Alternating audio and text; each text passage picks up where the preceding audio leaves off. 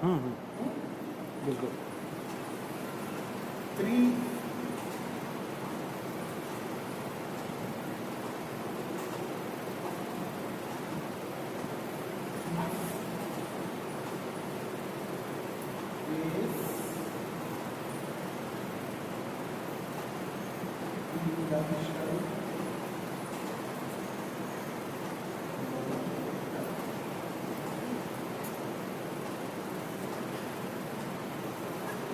3 phase induction motor.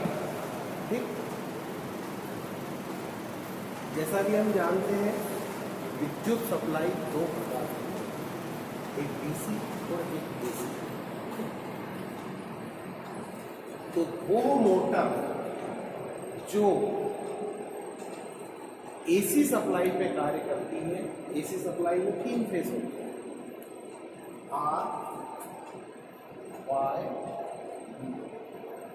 ये 3 phase होती है। 3 और जो घरों में उपयोग होती है ये वो होती है सिंगल फेज। सिंगल फेज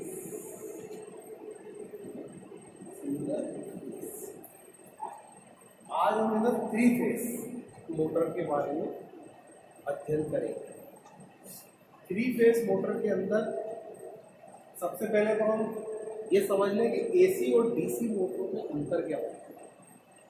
सबसे पहली चीज, एसी मोटर के अंदर सिर्फ स्टेटर में वाइंडिंग होती है, मोटर में कोई वाइंडिंग नहीं होती। नंबर 1 स्टेटर में ही वाइंडिंग रहती है, रोटर में वाइंडिंग नहीं रहती। जबकि डीसी मोटर के अंदर स्टेटर और रोटर दोनों के अंदर वाइंडिंग होती है। दूसरी चीज, एसी मोटर के अंदर कम्यूटेटर का उपयोग नहीं किया जाता। डीसी मोटर के अंदर कम्यूटेटर का उपयोग किया जाता है। ठीक, एसी मोटर जो होती है आकार में छोटी होती है, एसी मोटर अपेक्षाकृत बड़ी होती है। डीसी मोटर में स्पीड कंट्रोल आसानी से हो जाता है, एसी मोटर के अंदर गति नियंत्रण इतना आसान नहीं है। तो ये कुछ मूलभूत अंतर है एसी और डीसी मोटर में। एसी 3 फेज भी होती है, सिंगल फेज भी होती है, जबकि डीसी में सिर्फ 2 ही फेज होते हैं, एक पॉजिटिव और एक नेगेटिव। अब अपन आगे चले 3 फेज एसी मोटर का वर्गीकरण। ठीक, 3 फेज मोटर 2 प्रकार की होती है। 3 फेज प्रेरण मोटर, नंबर 1 तुल्यकालिक प्रेरण मोटर और दूसरी अतुल्यकालिक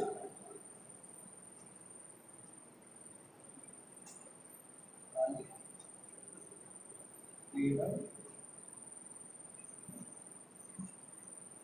हालांकि तुल्यकालिक मोटर का अपन अलग से अध्ययन करेंगे, लेकिन एक जनरल अभी इसके बारे में परिचय ये है, वो प्रेरण मोटर जो कि स्वतः स्टार्ट नहीं होती और इस मोटर के ऊपर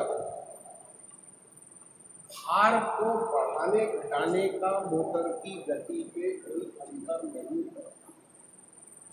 तुल्यकालिक प्रेरण मोटर होती है, इसकी जो स्पीड है, गति है, वो समान रहती है। जबकि अतुल्यकालिक प्रेरण मोटर के अंदर क्या होता है, स्वतः स्टार्ट होती है, इसके लिए कोई अलग से चालू कर चलाने के लिए अलग से युक्ति नहीं, स्टार्टिंग के लिए कोई अलग से युक्ति नहीं लगती। दूसरी चीज, ये मोटर की गति पे भार का फर्क पड़ता है। ये इनके बीच में मुख्य अंतर है। अब ये थ्री फेज मोटर के कार्य करने का सिद्धांत।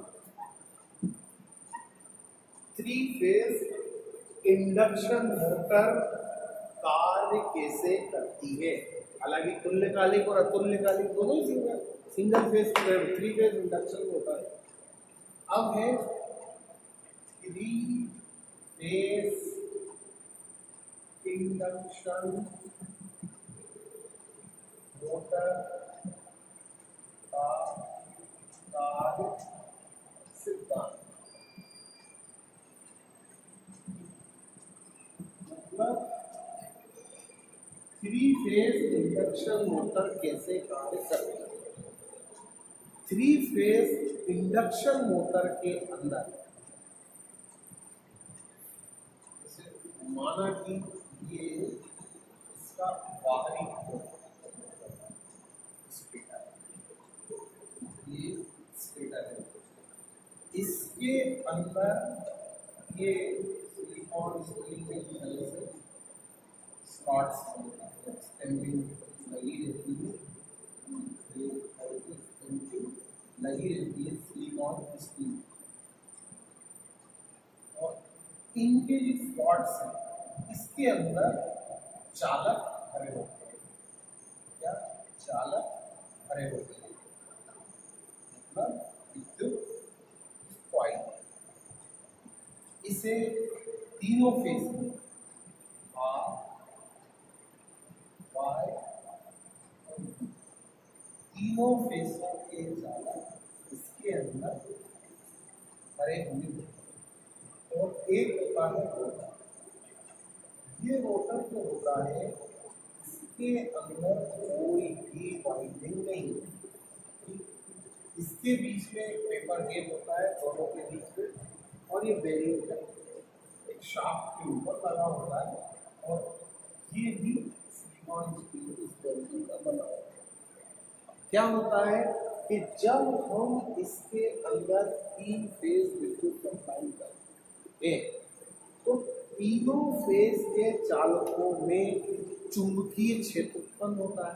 हम जानते हैं कि अगर किसी चालक में विद्युत प्रवाहित करेंगे तो चुंबकीय क्षेत्र उत्पन्न होगा। जब चुंबकीय क्षेत्र उत्पन्न होगा तो तीनों में अलग अलग फेसों में अलग अलग चुंबकीय क्षेत्र उत्पन्न होगा। एक रोटेटिंग मैग्नेटिक फील्ड, घूमने वाला चुंबकीय क्षेत्र, जिस चुंबकीय क्षेत्र के प्रभाव से इसके पास में ये रोटर होता है। हम जानते हैं कि किसी चुंबक के पास में अगर दूसरा धात्विक मटेरियल रखा जाए तो वो भी चुंबकित हो जाता है, लोड हो जाता है। उसी प्रकार ये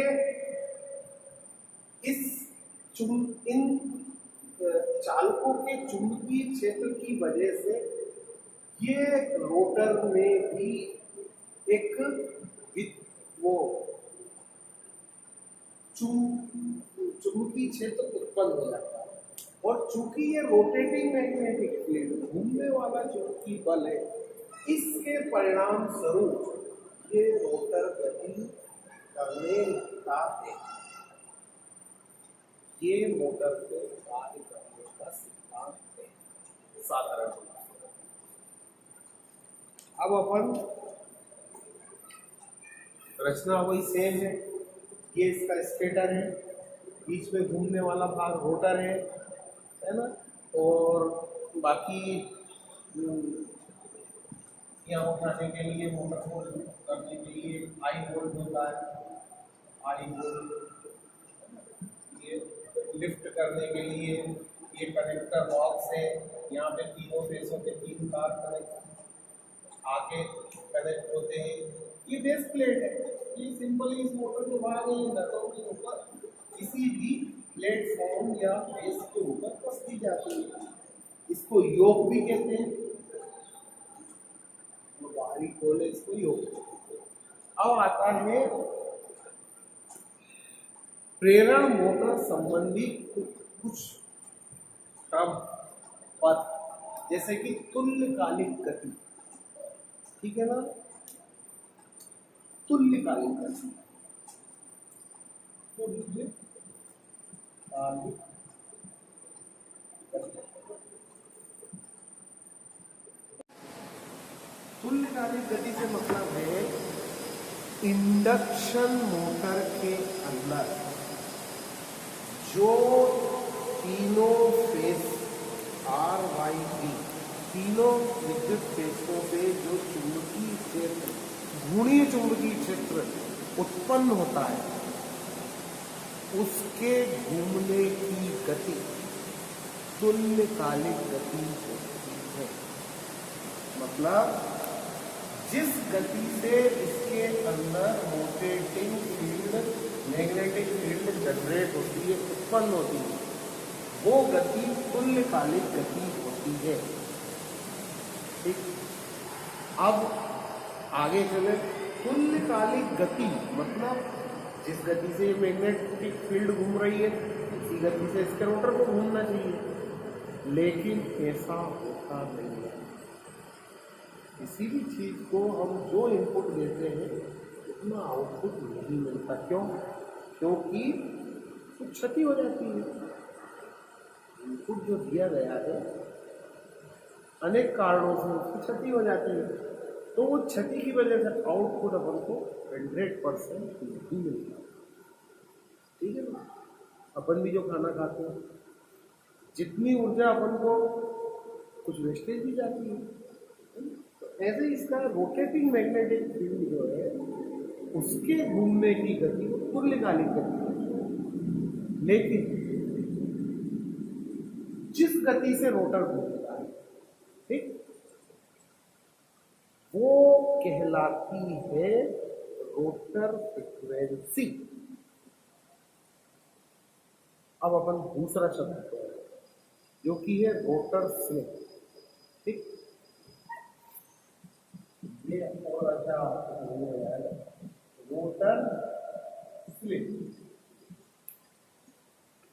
शब्द से ही समझ में आता है। रोटर स्लिप, स्लिप मतलब कोई भी छूटना, मतलब ये घूर्णीय चुंबकीय क्षेत्र जो जनरेट हो रहा है, उत्पन्न हो रहा है, उस गति से ना घूम के ये रोटर कम गति से घूम रहा है। तो जो इसका अंतर है, इसके घूमने का, इसके घूमने की गति प्लस इसके घूमने की गति, इसके बीच में जो अंतर है ये कहलाता है रोटर स्लिप। मतलब रोटर की वास्तविक गति तुल्यकालिक गति से कम है, और जितनी कम है वो स्लिप है, और स्लिप तो हमेशा प्रतिशत में होती है। परसेंटेज, कितना परसेंटेज कम गति से घूम रहा है रोटर। ठीक है, तो ये होता है रोटर स्लिप। ठीक, अगला अपन पद देखें तो इसमें आता है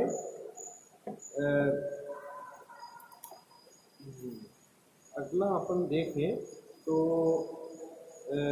अब जो है प्रेरण मोटर जो है, ये अपनी इंडक्शन मोटर जो है, इसे स्टार्ट कैसे किया जाता है, इसे स्टार्ट कैसे किया जाता है। भाई मोटर समझ में आ गई, इसके स्टेटर में वाइंडिंग होती है, रोटर होता है, तीनों फेज दिए जाते हैं, मोटर चुंबकीय क्षेत्र की वजह से घूमेगी, रोटर घूमता है थोड़ा, है ना। अब ये इसको क्या ऐसे ही चालू कर देंगे? नहीं, ऐसे चालू नहीं करेंगे। इसके लिए मोटर को स्टार्ट करने की क्या विधियां, वो अपन थोड़ा सा देखें।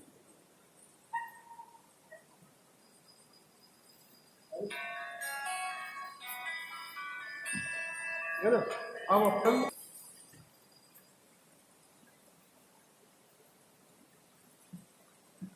इंडक्शन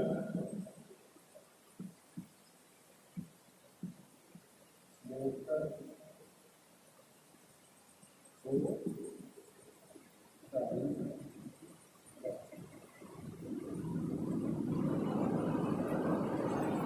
इंडक्शन मोटर को स्टार्ट करने के लिए कभी भी किसी भी मोटर को, इंडक्शन के मतलब किसी भी मोटर को स्टार्ट करने के लिए सीधे उसमें विद्युत धारा नहीं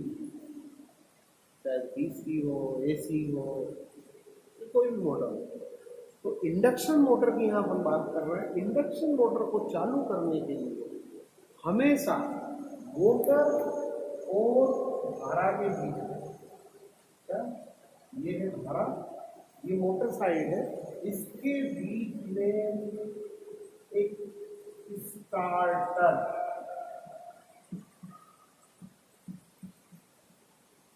और इधर ये मेन स्विच,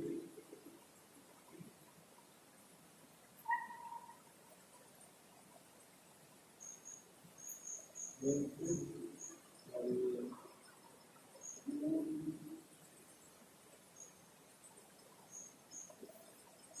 ये स्टार्टर है, ये है आपके फ्यूज, और ये है मेन स्विच, और ये है पावर सोर्स।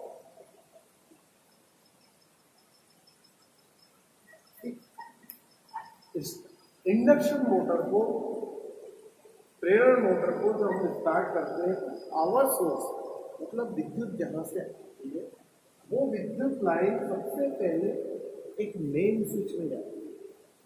मेन स्विच मतलब एक ऐसी युक्ति जिससे कि अपन अपनी मर्जी से, अपनी जरूरत के हिसाब से इस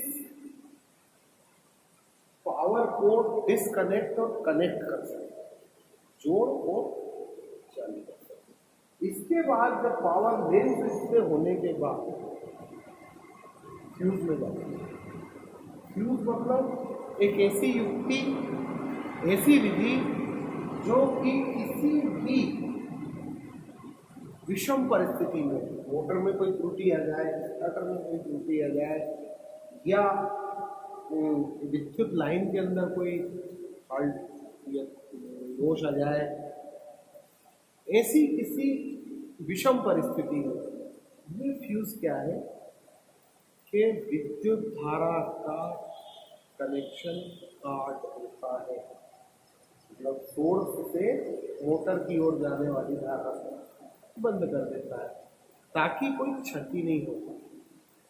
इसका काम यही है कि विषम परिस्थिति जब किसी भी दोष की वजह से, फॉल्ट की वजह से, गलत किसी भी तरीके से अगर मोटर इस साइड कोई दोष है, तो उस परिस्थिति में जिससे कि मानव और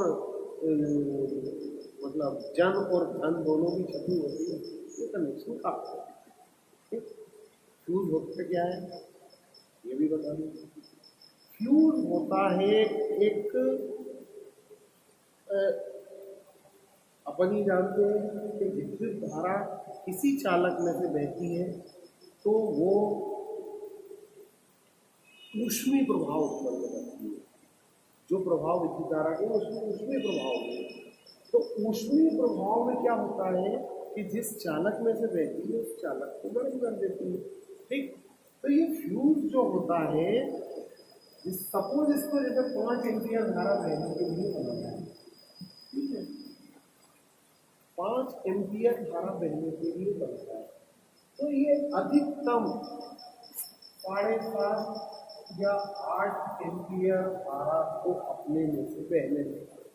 अगर उससे ज़्यादा धारा इसमें से बही तो ये गर्म होने के बाद पिघल जाएगा। ऐसी धातु का मिश्र धातु का बना होता है जो कि कम ताप पे ही पिघल जाती है।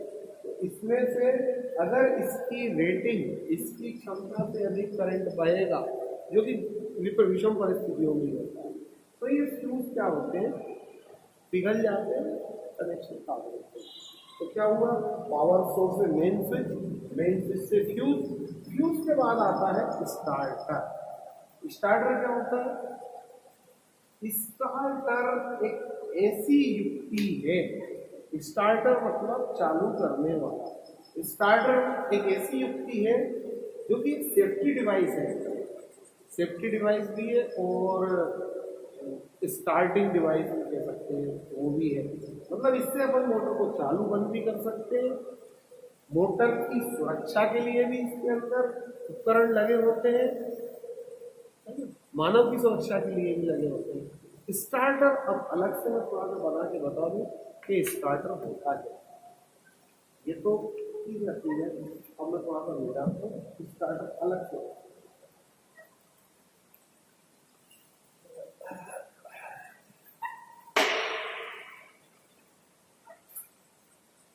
ये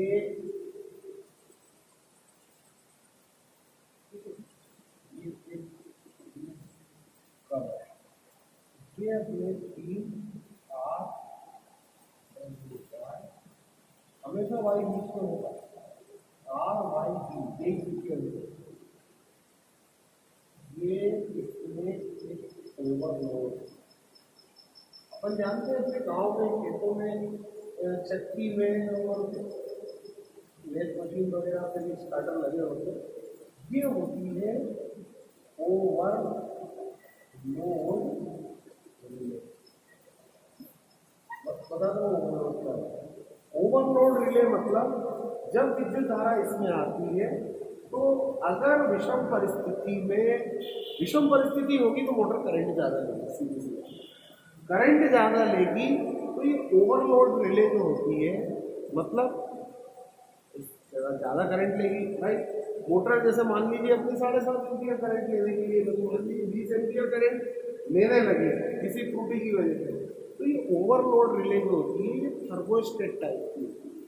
थर्मोस्टेट मतलब दो धातुओं का बाइमेट्रिक स्थिति बनी होती है।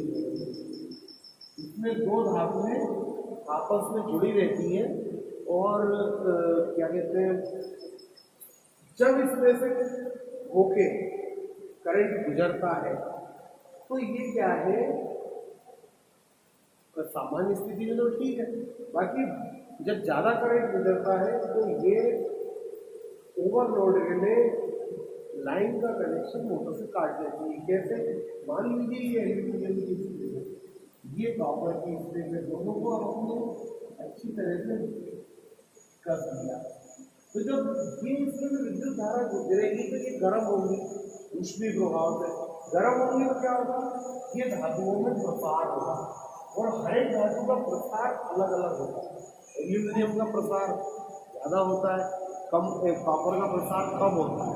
तो अब ये दोनों तो बंधी हुई है ना, अगर इसमें भी गर्म होने से प्रसार होगा इसमें भी होगा तो ये अलग अलग तो हो नहीं सकती। तो ऐसी स्थिति में क्या होगा? ये इस तरह से तिरछी होगी। एल्यूमिनियम ज़्यादा प्रसार करेगा, कॉपर कम करेगा। तो ये यहाँ जो कॉन्टैक्ट लगा हुआ है क्योंकि मोटर में जा रहा है तो ये इससे विचलित हो गया है, गर्म हो गया। ठंडी होने तो वापस अपनी अवस्था में गया। तो ये थर्मल ओवरलोड रिले जो होती है ये इस तरह से बायोमेट्रिक स्ट्रिप इसके अंदर होती है तीनों फेजों पे। और जब ज़्यादा करंट लेती है मोटर किसी भी विषम परिस्थिति में तो ये कनेक्शन काट देती है। ठीक, तो ये हो गया एक सेफ्टी डिवाइस मोटर की रक्षा और मनुष्य की रक्षा के लिए। इसके बाद इसके अंदर एक कॉन्ट्रैक्टर आता है, ये है कॉन्ट्रैक्टर। इसमें 3 कॉन्ट्रैक्टर संरचना है लेकिन मैं समझने के हिसाब और इसके पीछे मतलब इसके पीछे एक मैग्नेट है मतलब एक चुंबक जो कि क्या होता है कि जब ये और ये रहा ये मोटर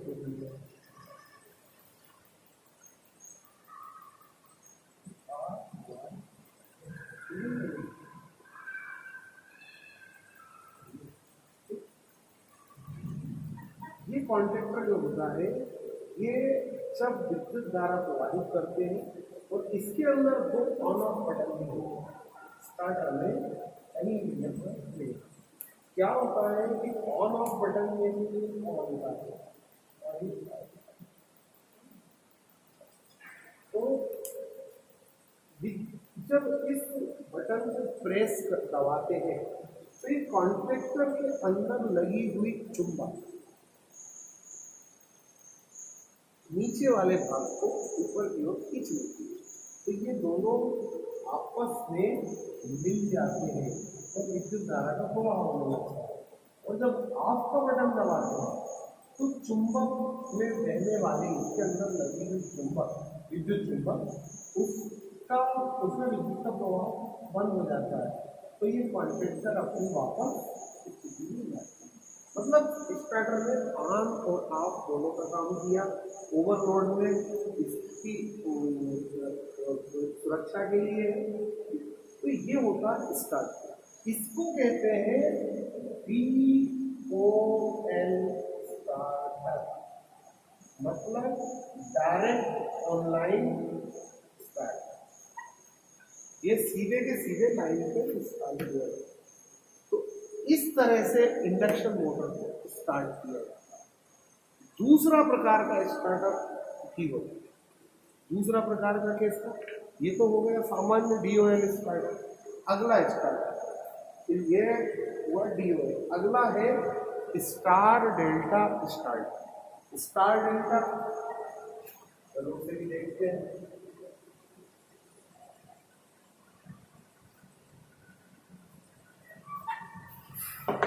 स्टार डेल्टा से क्या समझते हैं?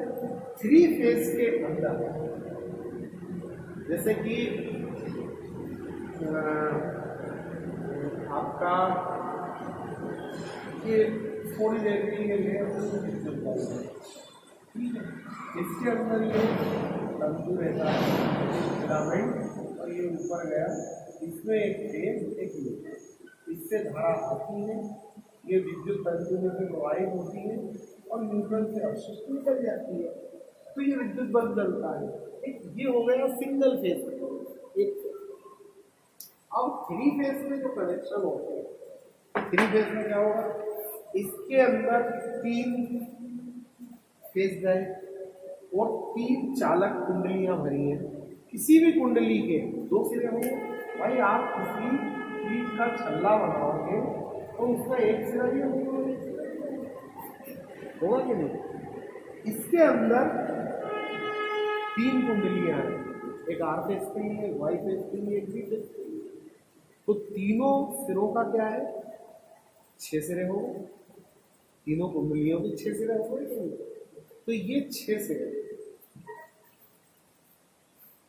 ये 6 सिरे हो गए। यहाँ पर जंक्शन बॉक्स में होगा 1 2 3 4 5 6 सिरे हो गए। ठीक, अब इन 6 सिरों को आप कैसे कनेक्ट करेंगे? 3 फेज के अंदर 3 तरह से कनेक्शन दिए जाते हैं। एक कनेक्शन होता है स्टार, दूसरा कनेक्शन है सिंगल फेज पे, तो 2 तार रहते हैं, लेकिन इसमें क्या है? ये कहलाता है फॉर्मेशन। अपन ने पहले भी पढ़ा है आर, ये दूसरा फेज है वाई, और ये हुआ और यहाँ से नहीं होता है, ये कनेक्शन स्टार कनेक्शन कहलाता है। 1 फेज, 2 फेज, 3 फेज और इसका। अगर वाइंडिंग को इस फॉर्मेशन में जोड़े तो ये स्टार कहलाती है ना? और अगर अपन दूसरा फॉर्मेशन है इसका डेल्टा, मतलब एक तार ये आर, एक तार वाई, ये फॉर्मेशन आपका डेल्टा फॉर्मेशन कहता है। डेल्टा मतलब जानते हैं, डेल्टा मतलब क्या होता है? तो ये कनेक्शन करने की विधियां हैं 3 फेज की।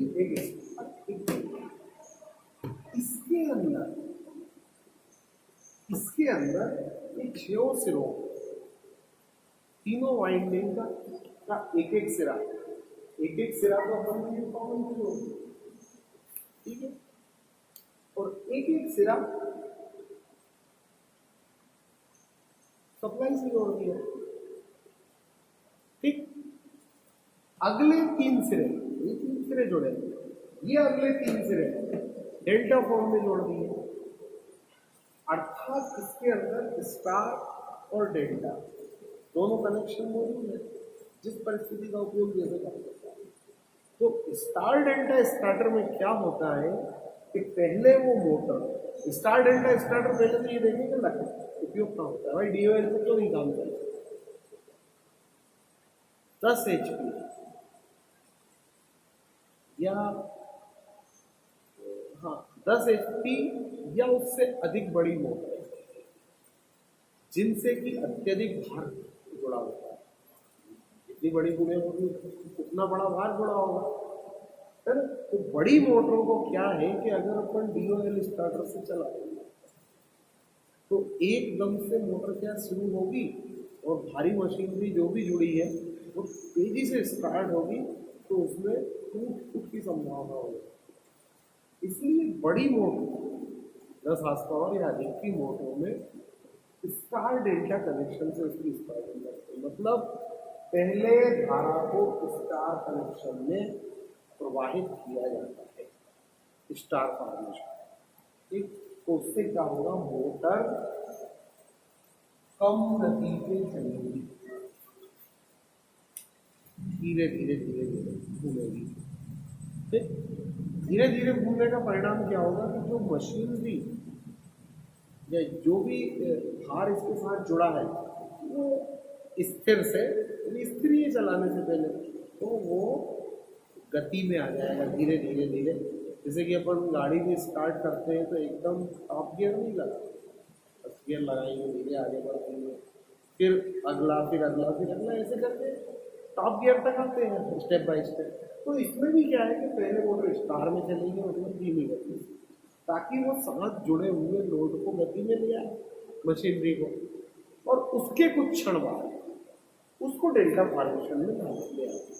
तो इसमें क्या होता है, मोटर अपनी पूर्ण गति से घूमने लगती है, तो साथ जुड़ी हुई मशीनरी को भी क्षति नहीं हुई और मोटर भी स्मूथ स्टार्ट हो गई, ठीक। अब ये मैनुअल तरीके से भी हो जाता है स्टार्टिंग, पहले आप स्टार में चालू करो फिर उसके बाद डेल्टा में चालू कर लो। लेकिन आजकल क्या है, उसमें टाइमर लगाए जाते हैं, पहले न्यूमेटिक टाइमर लगे होते थे, आजकल इलेक्ट्रॉनिक टाइमर लगे होते हैं, मतलब उनको सेट कर दिया जाता है कि 5 सेकेंड या 10 सेकेंड या 7 सेकेंड तक स्टार में चलेगी मोटर, उसके बाद वो टाइमर स्वतः ही उसको डेल्टा मिलेगा।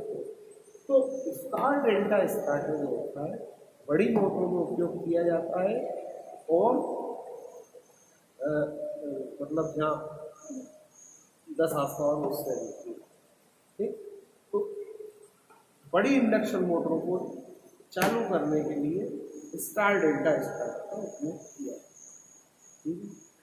अब स्टार डेल्टा स्टार्टर जैसे कि बताया मैनुअली भी होते हैं, ऑटोमेटिक भी होते हैं। अगर इसे हाथ से अपन कर रहे हैं तो वो मैनुअल है, लेकिन आजकल मैनुअल नहीं होते, सामान्यतः खत्म ही होगा, आजकल वो सेटिंग कर दिया जाता है कितने सेकंड बाद उसको डेल्टा में, तो आजकल ऑटोमेटिक होते हैं।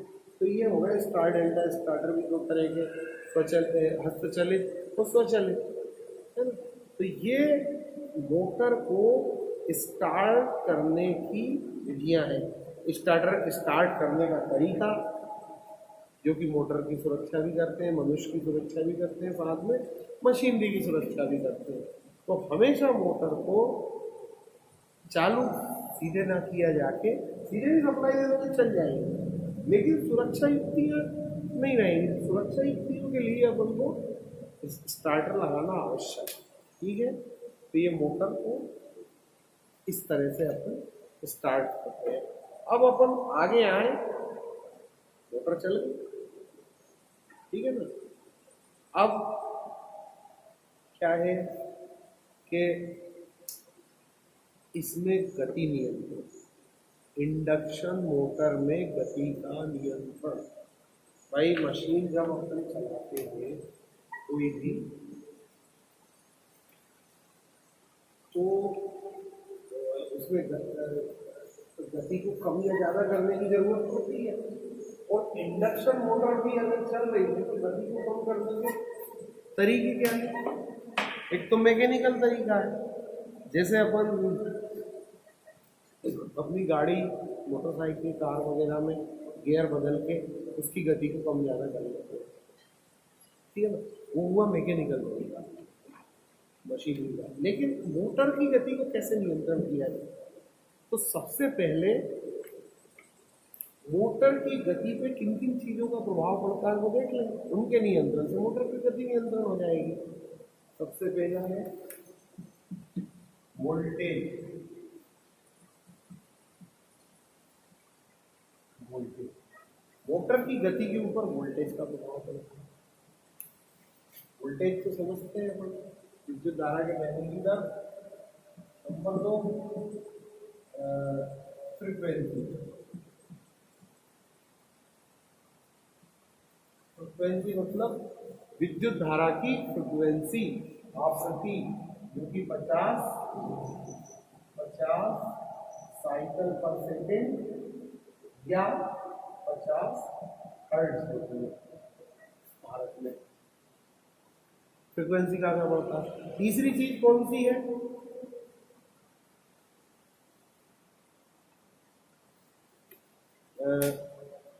ध्रुवों की संख्या में परिवर्तन। ध्रुवों की संख्या में परिवर्तन। ध्रुव मतलब इसकी अंतिम वाइंडिंग जो है,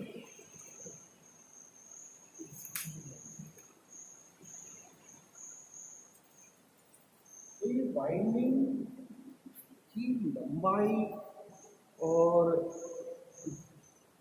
प्रतिरोध और इनके ऊपर भी विद्युत धारा की गति निर्भर करती है। तो ये क्या कहलाती है? ध्रुवों के द्वारा विद्युत मतलब की संख्या, मतलब ध्रुवों की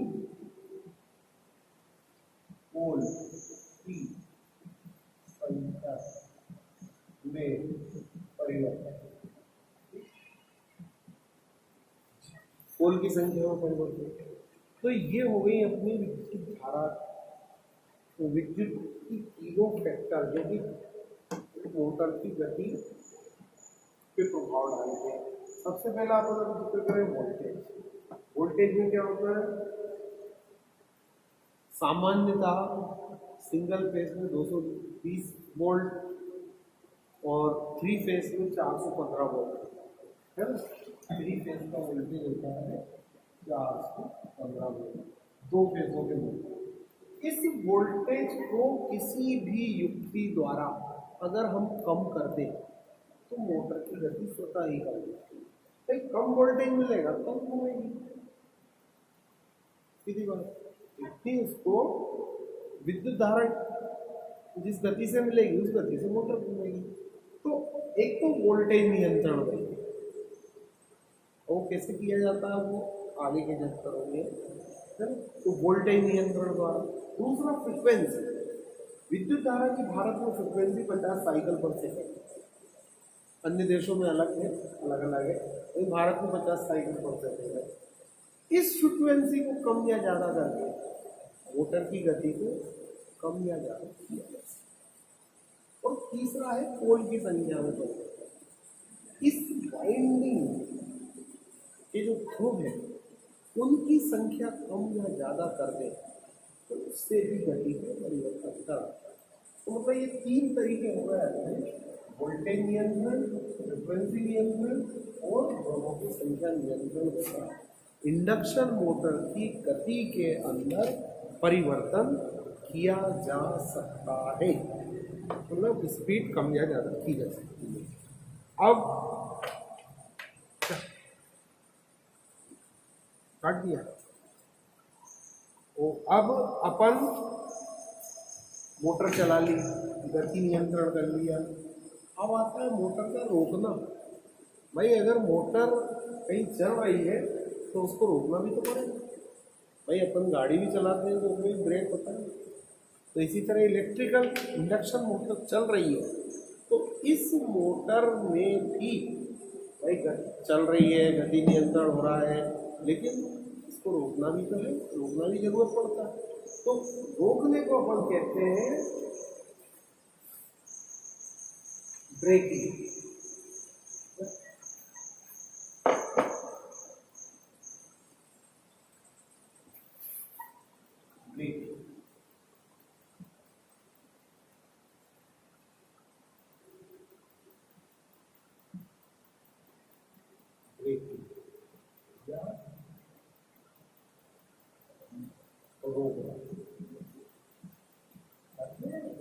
रोकना मतलब ब्रेक।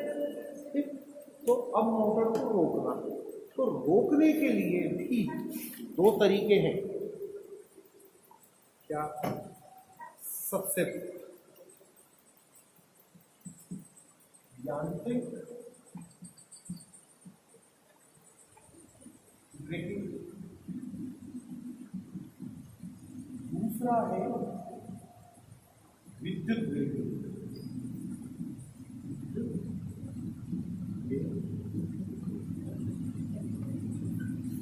यांत्रिक ब्रेकिंग, यांत्रिक ब्रेकिंग का मतलब मैकेनिकल तरीके से मोटर को रोकना।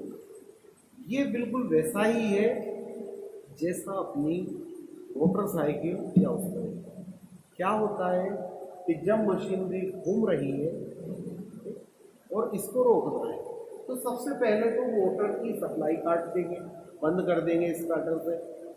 सप्लाई बंद हो गई मतलब, लेकिन उसके बाद भी काफ़ी देर तक घूमती है मशीन। तो उसको रोकने के लिए जिस तरह से मोटरसाइकिल या कार के अंदर ब्रेक शू लगाए जाते हैं, उस तरह की व्यवस्था इसकी शाफ्ट में की जाती है। ब्रेक शू वगैरह लगा के और उसे इच्छित समय पे रोक लिया जाता है। ये ब्रेकिंग जो है बिल्कुल मोटर कार के ब्रेकिंग के समान है, मतलब ये कहलाएगी यांत्रिक ब्रेकिंग। ठीक, ये तो हो गया यांत्रिक तरीका। लेकिन अगला तरीका एक और है विद्युत ब्रेकिंग। भाई ये तरीका नहीं तो फिर कैसे रोकेंगे? देखो, हम जानते हैं कि इंडक्शन मोटर 3 फेजों से चलती है। इससे कोई भी मोटर चलेगी, ठीक है। अब क्या होगा, अगर अपन इस फेज पे यहाँ पे वाई कर दें और यहाँ पे आर, या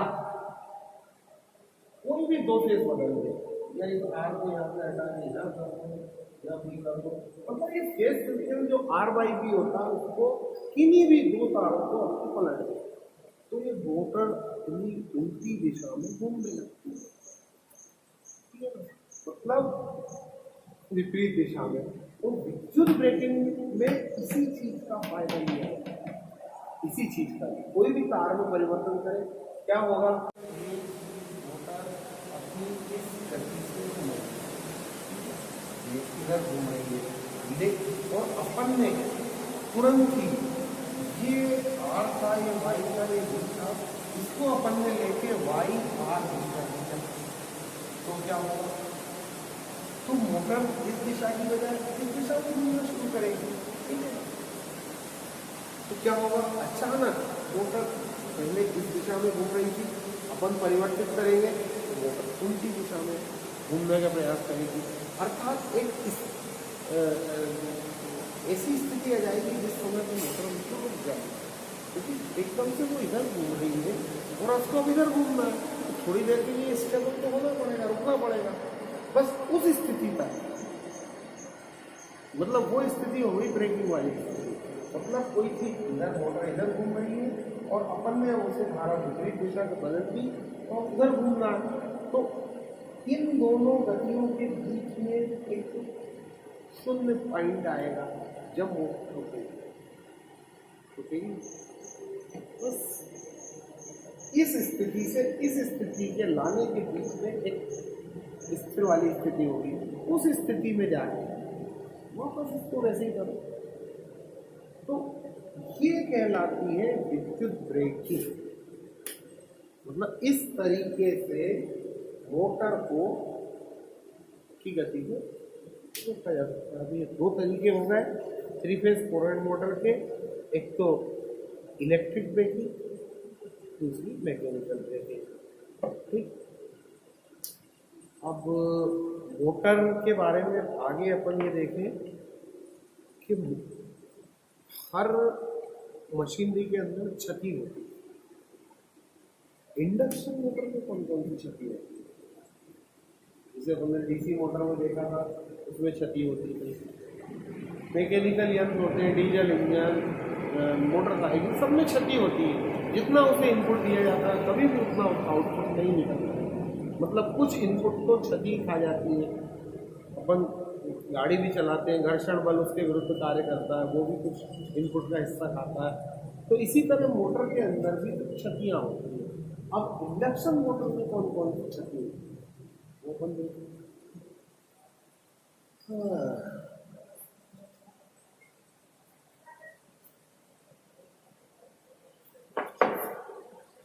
इंडक्शन मोटर चालक विद्युत चालक होते हैं। मतलब विद्युत चालक का है तांबे के बने होते हैं, कॉइल वगैरह। तो सबसे पहली क्षति तो इसकी तांबा क्षति होती है, जिसे अपन कॉपर लॉस कहते हैं।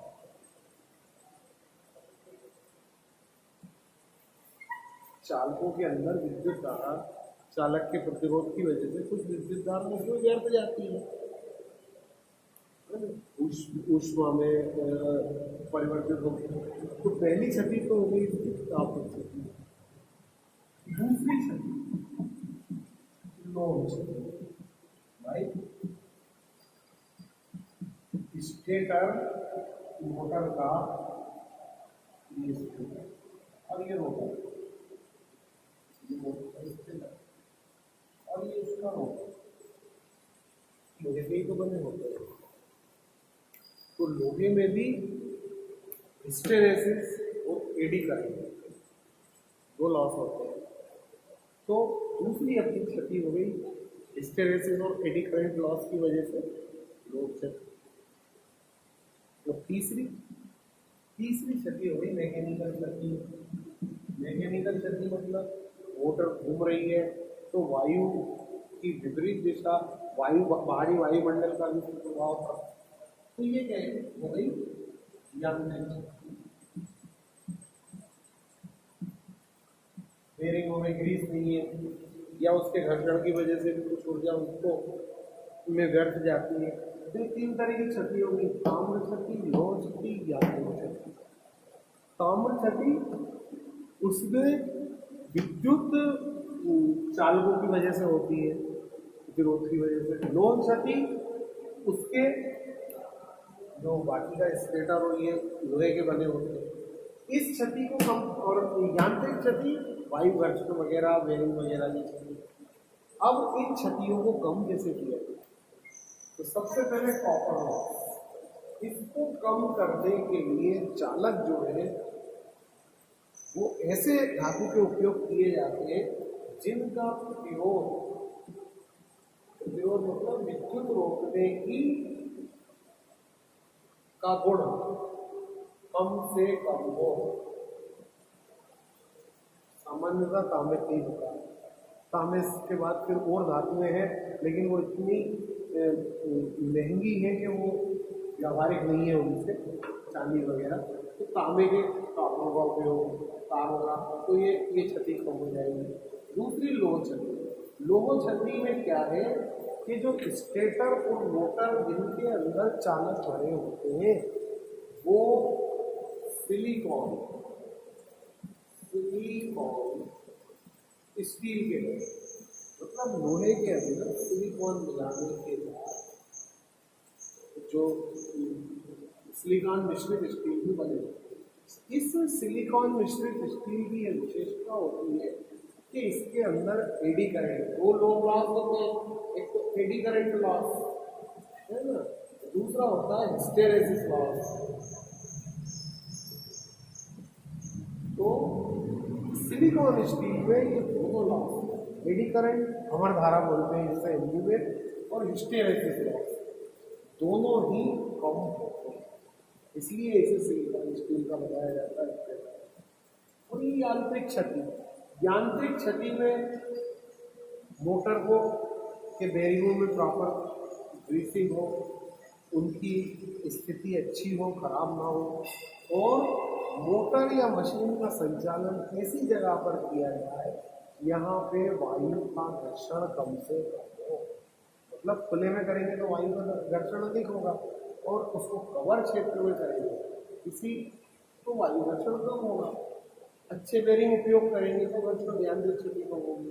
तो इस प्रकार से इन क्षतियों को कम किया जा सकता है, शून्य नहीं किया जा सकता, क्षति तो होगी।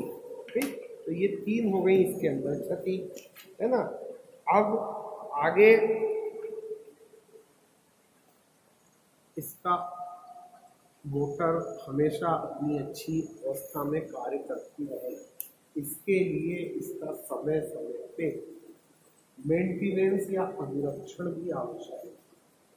अनुरक्षण मतलब मेंटेनेंस, मतलब कोई भी मशीन हो, मोटर से ही मतलब नहीं, अगर उसका समय समय पे मेंटेनेंस किया जाता रहेगा। आप भी गाड़ी में ऑयल पानी बदलाते रहते हैं, क्यों? वो सही काम करती रहे। तो इसके अंदर भी अनुरक्षण की आवश्यकता होती है। अनुरक्षण दैनिक, साप्ताहिक, मासिक, वार्षिक, कई तरह का होता है ना। तो अनुरक्षण में क्या क्या करते हैं मोटर के अनुरक्षण में? सबसे पहली चीज विद्युत की सप्लाई सुचारू रूप से बनी रहे, इसलिए जितने भी उसके कांटेक्ट पॉइंट है, जुड़ाव बिंदु, चाहे वो मेन स्विच से हो, फ्यूज में हो, स्टार्टर में हो या मोटर स्विच में हो, उनको अच्छी तरह से टाइट होना चाहिए, कसे हुए होना चाहिए। क्या होता है, लूज अगर कोई विद्युत कांटेक्ट या संपर्क रहेगा तो वहाँ पे स्पार्किंग होगा, स्पार्किंग के फलस्वरूप कार्बन जमेगा, कार्बन की वजह से विद्युत प्रवाह अवरुद्ध, मोटर बंद हो जाएगी, नुकसान भी होगा। तो सबसे पहला तो ये कि सारे कांटेक्ट उसके बिल्कुल लूज नहीं होना चाहिए, नियमित रूप से उनकी साफ सफाई होती रहना चाहिए। अगला जो है वो विद्युत ब्रेकिंग हो गया है ना। अगला ये अपना अगला जो है वो हुआ मशीन के अंदर जितने भी विद्युत संपर्क है उनकी नियमित रूप से साफ सफाई होती है। अगर उन पे चलने के फलस्वरूप स्टार्टर के कॉन्टेक्टों में, तारों के ऊपर कहीं ना कहीं कार्बन जमा हो जाता है, तो अगर वो कार्बन जमा हो गया तो उसकी भी साफ सफाई होती है, प्रवाह अवरुद्ध हो जाता है। ठीक, अगला तीसरा जो है वो होता है मोटर के बेरिंग होते हैं मोटर के अंदर, जिनके ऊपर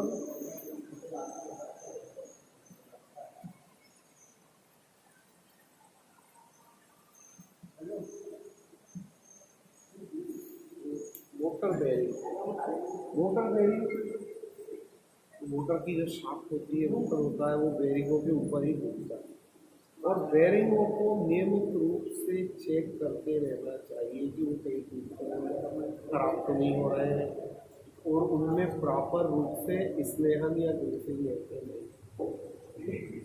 तो ये नियमित रूप से अपन को इसकी चेक करते रहना चाहिए।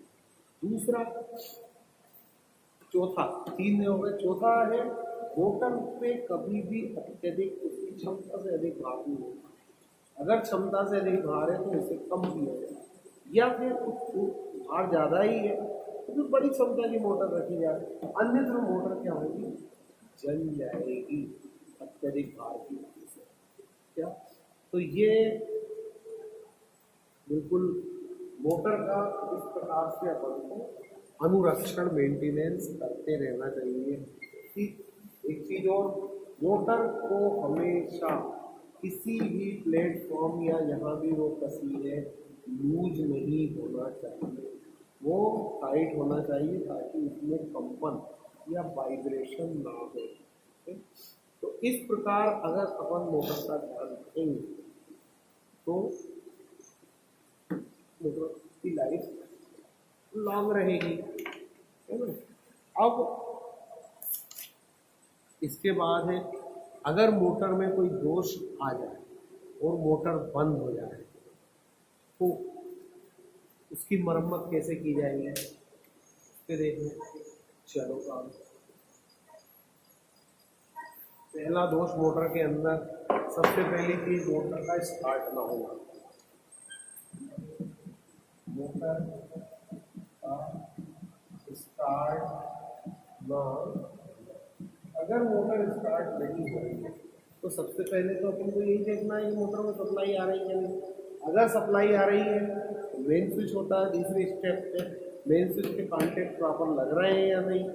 अगर वहाँ भी सब सही है, फ्यूज पे देखें, फ्यूज भी सही है तो फिर स्टार्टर में देखें, है ना। स्टार्टर पे अगर सब कुछ ठीक ठाक है तो मोटर के टर्मिनल बॉक्स पे देखें कनेक्शन सही है कि नहीं, है ना। और जो चीज़ इसमें खराब हो उसे दुरुस्त कर दें, मोटर चालू हो जाएगी। दूसरी चीज, मोटर का अत्यधिक गर्म होना। अगर मान लो मोटर तो हो रही है, मशीन भी चल रही है, लेकिन मोटर बहुत अधिक गर्म हो रही है, बहुत अधिक धारक, तो निश्चित ही मोटर के ऊपर ओवरलोड है। ऐसी स्थिति में उसको भार को नियंत्रित किया जाए। उस मोटर के ऊपर जो अत्यधिक भार है उसे नियंत्रित करके गर्म होने से बचाया जा सकता है। दूसरी चीज, मोटर सप्लाई सही है, भार भी नियंत्रित है, लेकिन मोटर नहीं चलती तो उसकी वाइंडिंग को चेक करना पड़ता है। वाइंडिंग मतलब जो उसके अंदर चालक बने, कहीं उनमें शॉर्ट सर्किट या ओपन सर्किट तो नहीं हो गया।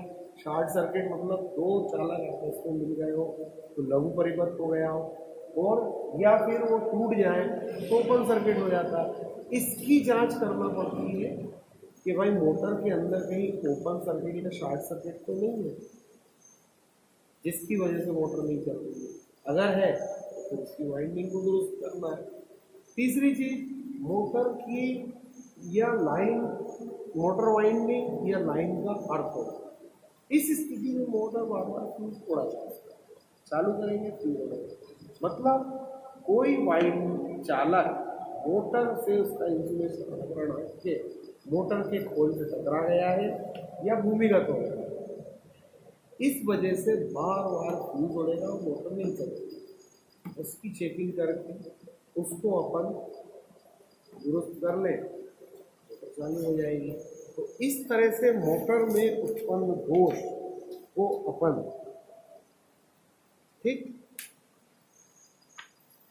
ठीक कर सकते हैं। तो ये हुआ आप लोग 3 फेज इंडक्शन मोटर।